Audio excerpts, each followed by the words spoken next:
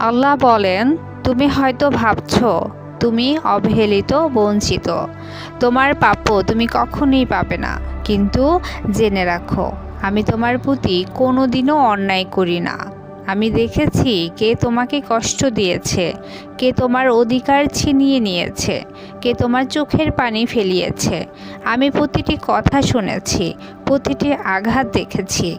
আমি ন্যায়বিচার করব, হয় এই দুনিয়ায় নয় আখিরাতে। তুমি শুধু ধৈর্য ধরো আর তোমার রবের উপর ভরসা রাখো। আমার বিচার কখনো ভুল হয় না।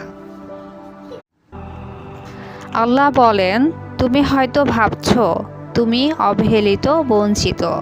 তোমার প্রাপ্য তুমি কখনোই পাবে না। কিন্তু জেনে রাখো, আমি তোমার প্রতি কোনোদিনও অন্যায় করি না। আমি দেখেছি কে তোমাকে কষ্ট দিয়েছে, কে তোমার অধিকার ছিনিয়ে নিয়েছে, কে তোমার চোখের পানি ফেলিয়েছে।